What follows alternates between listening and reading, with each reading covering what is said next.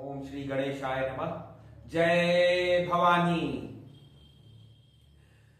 आइए आज हम लोग इस आध्यात्मिक चर्चा को आगे बढ़ाते हुए कुछ महत्वपूर्ण विषयों पर बात करते हैं व आप लोगों को ऐसी जानकारी देते हैं जिससे आपका जीवन सफल हो सके। लेकिन इसके पहले आप लोगों से निवेदन है कि मेरे इस YouTube चैनल को कृपया करके लाइक, सब्सक्राइब व शेयर करें। आप लोग वीडियो तो बहुत देखते हैं लेकिन सब्सक्राइब नहीं करते हैं। आप ही लोगों का फायदा होगा और शेयर करने से आपके द्वारा बहुत से लोगों का फायदा होगा जो दिग्भ्रमित हैं, जिनको समझ नहीं आता कि वो परेशानी में क्या करें। अब आइए आगे बात करते हैं। अभी तक मैंने जैसे कई वीडियो में अपने माता बगलामुखी के बारे में बताया कि माता बगलामुखी भी 10 महाविद्याओं में से एक हैं। देखिए, एक बहुत बड़ी आपको मैं बात बताना चाहता हूं कि ये जो 10 महाविद्या हैं, ये इनकी पूजा आराधना बिना गुरु के नहीं की जा सकती। उसके लिए आपको दीक्षा लेनी पड़ेगी और दीक्षा लेकर आराधना करना बहुत आसान नहीं है।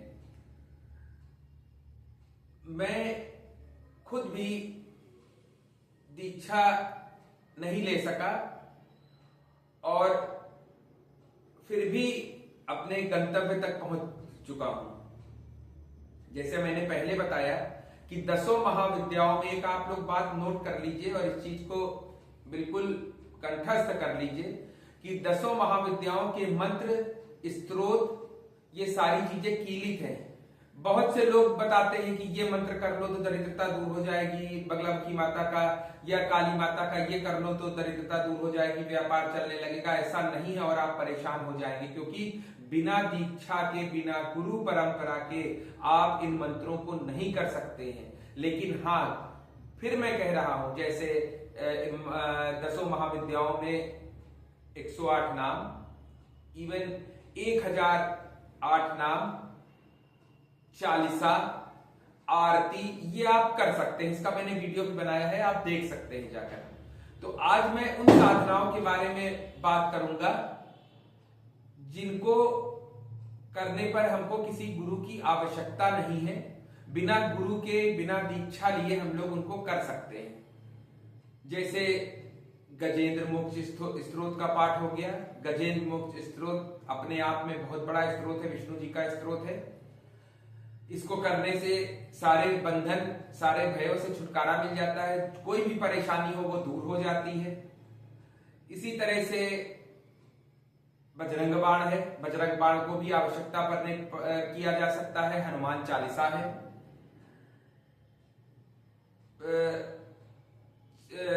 शिव जी का दारिद्र दहन स्तोत्र है। माता लक्ष्मी के कई सारे स्तोत्र हैं, जैसे कनकधारा स्तोत्र है, जैसे श्री सूक्त है, जैसे गणेश जी का लक्ष्मी प्राप्ति स्तोत्र है। लक्ष्मी जी के कई सारे स्तोत्र हैं जो ये सब कीलित नहीं है। इनको आप कोई भी व्यक्ति, किसी जात पात, कोई भी व्यक्ति, हर व्यक्ति कर सकता है, चाहे उसने दीक्षा ली हो या ना ली हो।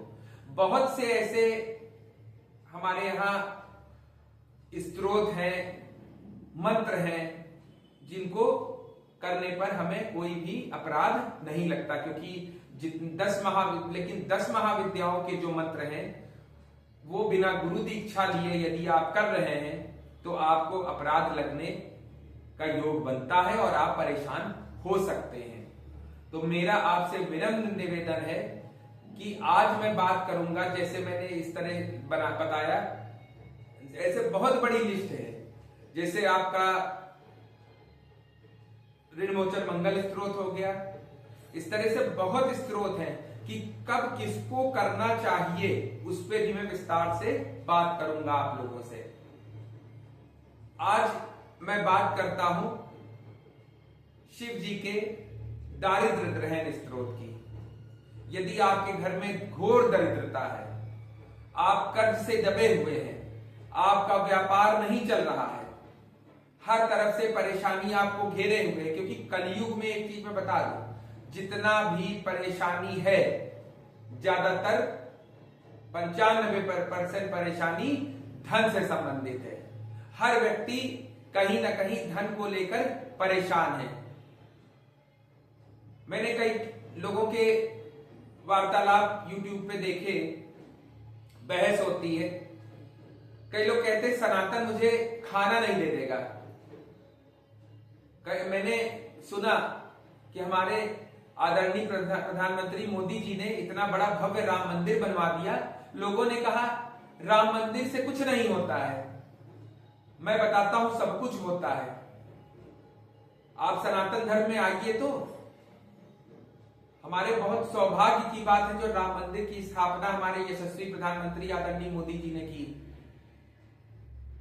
आपको परेशानी है, कोई परेशान कर रहा है, आप राम रक्षा स्तोत्र पढ़ के देखिए, संकल्प लेके पढ़िए। हाँ, जितने भी ये स्तोत्र है संकल्प लेके करिए।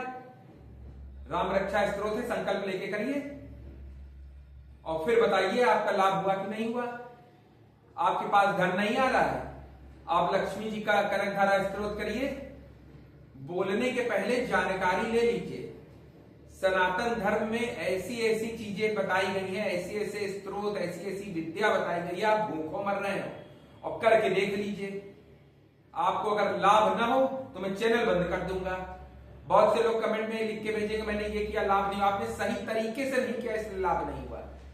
सनातन धर्म की एक एक चीज आप समझिए। तो बहुत से लोग कहते हैं संकल्प बिना लिए ही सब पूजा कर लो, ऐसा कुछ नहीं है। जब आप किसी के पास जाएंगे, आप किसी अधिकारी के पास भी जाते हैं अपने किसी काम को लेके, तो उसके पास एक एप्लीकेशन अर्जी लगाते हैं ना, तब तो उसको पता चलेगा कि आपके साथ क्या दिक्कत है। भगवान के पास तो बहुत सारे काम है, आपका ही प्रॉब्लम नहीं है उसके पास। तो आप जाइए, अपनी बात बताइए, अपनी बात रखिए। तो अपनी बात कैसे रखेंगे? अपनी बात संकल्प से रखेंगे। संकल्प वो चीज है कि जैसे ताले की चाबी। तो भगवान हमारे बहुत समझ लीजिए MP MLA हैं और आप उनके सामने अपनी दरखास्त लगाइए, बताइए कि मैं इस काम के लिए ये चीज कर रहा हूं। देखिए कैसे नहीं प्रसन्न होते। बाकी आपकी भावना, अगर भावना शुद्ध नहीं। और एक चीज और बता दें आपको, यदि आपने गलत किया है और आप सोचे कि मैं ये स्त्रोत, ये मंत्र करके मुझे लाभ हो जाए, तो कभी नहीं होगा, क्योंकि भगवान सब देख रहे हैं। तो इसलिए सनातन धर्म पर बोलने से पहले 10 बार सोच लीजिए। नहीं, मैं शास्त्रार्थ के लिए आमंत्रित करता हूं उन लोगों को जो लोग कहते हैं कि सनातन खाना नहीं दे देगा। आप काम करिए, मेहनत करिए और आपको परिणाम अगर ना मिले तो आपकी बात मैं मानता हूं, हाँ परिणाम नहीं मिला आपको, फिर मैं जो आराधना बताऊं वो आप करिए। उसके बाद देखिए लाभ कैसे नहीं होगा। आप लोग, मैंने ये देखा है कि धार्मिक स्थलों पर जाते हैं घूमने के लिए, एंजॉय करने के लिए। एंजॉय करने मत जाइए, कोई काम नहीं बनेगा। आप जाइए वहां पूजा आराधना करने। आप जाइए हनुमानगढ़ी जाइए, राम मंदिर जाइए, वहां बैठकर हनुमान जी की स्तुति करिए, राम जी की स्तुति करिए। छोटी सी चीज बता रहा हूं, यदि कोई परेशान कर रहा हो, पीड़ित हो आप किसी व्यक्ति से, आप राम रक्षा स्तोत्र पढ़ना शुरू कर दीजिए हनुमान जी के आगे। उसका तरीका मैं बताऊंगा। इस तरह के इतने स्तोत्र हैं, इतनी आराधना है कि मैं आपको क्या बताऊं। खैर समय ज्यादा न लेते हुए आप आते हैं हम लोग भगवान शंकर के दारिद्र्य दहन स्तोत्र पर। शिवरात्रि आ रही है, उस दिन से कर सकते हैं। थोड़ा समय पढ़ के बताता हूं। मेरी संस्कृत बहुत अच्छी नहीं, क्योंकि पहले भी मैंने बताया कि मैंने सीखा है और मैं अभी भी सीख ही रहा हूं। मैं बताता हूं, आप समझिएगा, फिर इसको कैसे करना है वो भी मैं बताता हूं।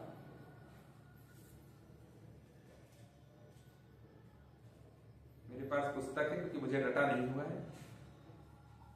यदि आपके घर में घोर दरिद्रता है, आपका काम नहीं बन रहा है, आपका व्यापार नहीं चल रहा है, तो आप बिना किसी दीक्षा लिए हुए, बिना किसी कुछ उत्कीलन किए हुए कि कीलन खोलना है, क्या करना है, आसान सा, आपको बिल्कुल आसान सा भगवान शंकर का दारिद्र्य दहन स्तोत्र बताता हूं, समझिएगा। ये इस तरह से है। थोड़ा सा हो सकता है कि मैं संस्कृत पढ़ने में थोड़ा गड़बड़ कर सकता हूं, तो इसके लिए अपराध के लिए क्षमा कीजिएगा, क्योंकि मैं भी सीख ही रहा हूं।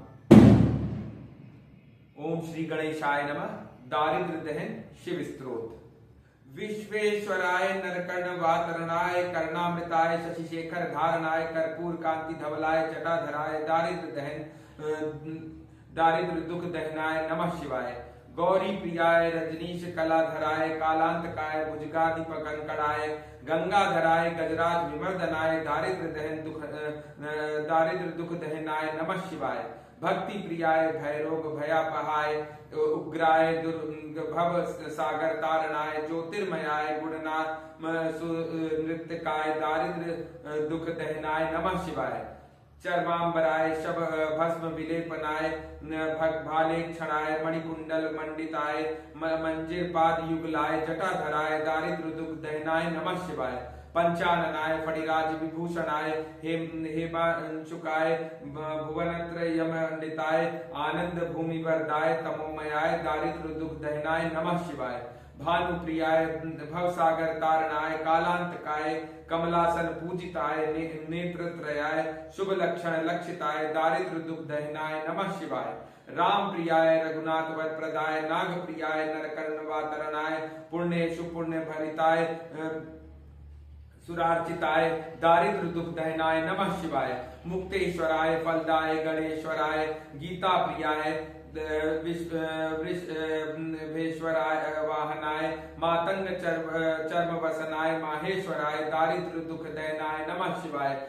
वसिष्ठेन कृतं स्तोत्रम सर्व रोग निवारणम सर्व संपत्कर शीघ्रम पुत्र पौत्रादि वर्धनम त्रिसंध्यम या पठे नित्यम साहि स्वर्गमाप्नुयात्।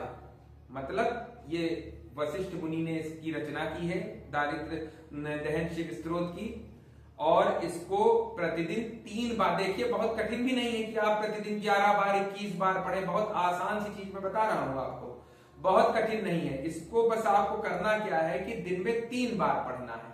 ये वशिष्ठ जी ने लिखा है, दिन में 3 बार, मतलब सुबह दोपहर और शाम को। आप इसको कैसे करना है मैं बताता हूं आपको, कि आप संकल्प ले लें किसी भी सोमवार को, या शिवरात्रि आ रही है, शिवरात्रि के दिन से भी संकल्प ले सकते हैं। अगर हो सके तो शिवरात्रि के दिन इसको सिद्ध भी किया जा सकता है। इसको कुछ नहीं करना है, मात्र 108 बार इसका पाठ अगर आप कर सके, छोटा सा स्त्रोत है, 108 बार शिवरात्रि के दिन इसका पाठ कर लीजिए, देखिए कितना लाभ होता है आपको। दूसरा, आप चाहें तो शिवरात्रि से शुरू करते हो, मात्र दिन में 3 बार पढ़ना है, 2 मिनट भी नहीं लगता है। दिन में 3 बार पढ़ना है, ना आपको कोई दीक्षा लेनी है, सिर्फ आपको संकल्प लेना है। संकल्प का वीडियो मैंने बना रखा है, सिर्फ संकल्प लेना है। संकल्प लेकर के आप या तो 11 दिन का लें, 9 दिन का लें, 21 दिन का लें, 41 दिन का लें, और इसमें बस आपको यह है कि ब्रह्मचर्य का पालन करना है। लेकिन आपको एक बात में, जितने भी सनातन धर्मी हैं, जो भी पूजा पाठ करना चाहते हैं, जो भी चाहते हैं कि उनको कुछ प्राप्त हो, तो उसकी शर्त भी है। शर्त यह है कि आपको शुद्ध सात्विक होना पड़ेगा। लहसुन प्याज आप खाइए, लहसुन प्याज खाने में कोई दिक्कत नहीं है, क्योंकि मैंने खुद भी ये सारी चीजों का अनुभव किया है। अगर आप लहसुन प्याज खा रहे हैं तो कोई दिक्कत नहीं, लहसुन प्याज उनको मना है जो जैसे संत लोग हैं। लेकिन आप यदि गृहस्थ हैं तो लहसुन प्याज खा सकते हैं। अगर छोड़ के करें तो जितने दिन संकल्प किया बहुत अच्छी बात। लेकिन मांस, मदिरा, सिगरेट, तंबाकू का सेवन आपको नहीं करना है। काम ये तभी करेगा जब आप हमेशा के लिए छोड़ देंगे, और आप सोचेंगे कि मैं इसको मतलब उतने दिन के लिए छोड़ दूं जितने दिन मैं कर रहा हूं, फिर खाने लगूं, तो सब खत्म हो जाएगा, कोई फायदा नहीं होगा। और ऐसे ही लोगों के साथ ये काम होता है कि जो लोग इस तरह से खान पान सब गड़बड़ रखते हैं, गलत आचरण करते हैं, और उसके बाद पूजा पाठ करते हैं। क्योंकि एक चीज मैं स्वयं के अनुभव से बता रहा हूं कि अगर आप आज पूजा कर रहे हैं तो तुरंत शुरू उसका असर नहीं आएगा। हो सकता है कि आपको 11 दिन बाद आए, हो सकता है 21 दिन बाद आए, हो सकता है 51 दिन बाद आए। आपकी भावना कैसी है कि आप ईश्वर के प्रति कितने समर्पित हैं, तब आपको ये पता चलेगा कि आपका ये कार्य हो रहा है कि नहीं हो रहा। आपने सोचा अरे चलो 21 दिन, 41 दिन, 11 दिन, 9 दिन का संकल्प ले लेते हैं, उतने दिन सब नहीं खाए पिएंगे, उसके बाद फिर खाए पिएंगे, कोई फर्क नहीं पड़ेगा, मत करिएगा। उल्टा निगेटिव इफेक्ट आएगा। कोई मत करिएगा, मत करिएगा, आप जैसे पढ़े हुए हैं पढ़े रहिएगा। लेकिन यदि आपको अपने जीवन में कुछ अच्छी चीज प्राप्त करनी है तो ये सारी चीजों से दूर रहना पड़ेगा।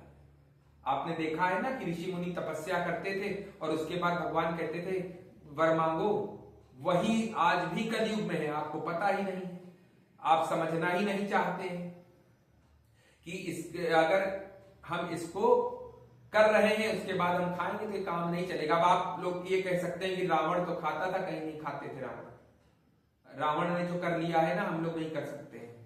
इसलिए मेरा विनम्र निवेदन है कि आप बहुत सी ऐसी साधनाएं, जैसे मैंने आज आपको दारिद्र्य दहन शिव स्त्रोत बताया, इसी तरह से अब अगले उस विषय में मैं कनक धारा स्त्रोत का वर्णन करूंगा। ये सारे स्त्रोत बहुत आसान है और मात्र दिन में 3 बार पढ़ना है आपको।